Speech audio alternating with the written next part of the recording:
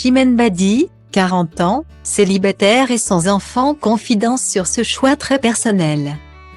Chimène Badi est un cœur à prendre. Cette nouvelle, elle l'a annoncée dans un entretien au magazine Closer à l'occasion de la sortie de son album de reprise de titres d'Édith Piaf attendu dans les bacs le 20 janvier prochain. Désormais célibataire à 40 ans, Chimène Badi est bien décidée à mener sa vie comme elle l'entend. Libre et sans enfant. Car contrairement à un grand nombre de femmes, l'artiste ne veut pas fonder de famille pour la simple bonne et légitime raison qu'elle ne s'en est jusqu'alors jamais sentie capable. Avoir des enfants pour une femme n'est pas une obligation, surtout si la future maman ne se sent pas prête. Mon instinct maternel fait que je m'occupe beaucoup de mes neveux et que je déplacerai des montagnes pour eux. Mais je commence à peine à me sentir solide. Trop angoissée, je n'aurais pas su donner les armes à un enfant. Lui apprendre à devenir indépendant et insouciant. J'ai trouvé du sens ailleurs que dans la maternité. Guillemets. Style Diva place Holdé à 1 et à 1, 8 300 px, minimum et 250 px, at media screen end, minimum 8 990 px, div. À place Holdé à 1 et à 1, 8 620 px, minimum et 350 px, style.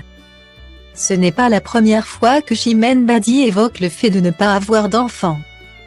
En 2020 déjà dans le magazine Gala, la chanteuse s'indignait qu'on lui rappelle constamment le rôle de maman. Je ne sais pas expliquer pourquoi je ne désire pas d'enfant. C'est en moi. Je ne souhaite pas devenir mère, c'est tout. Même son ex-compagnon Julien prenait sa défense, en 2020. Une femme ne devrait-elle pas être libre de disposer de son corps? Ne pas vouloir d'enfant ne doit pas être sujet à un débat. Quoi qu'il en soit, on est trop sensible pour devenir parent. La société est trop violente à mon sens. Guillemets. Son bonheur, Chimène Badi le trouve dans sa carrière et désormais dans son statut de femme. Qu'elle a bien eu du mal à assumer au cours de sa vie, je me suis longtemps empêchée d'exister. Pas peur de dire non, de faire du mal, de décevoir, j'ai toujours eu une propension à me dénigrer. À m'abîmer. Physiquement, je m'auto-sabotais depuis l'adolescence, évidemment.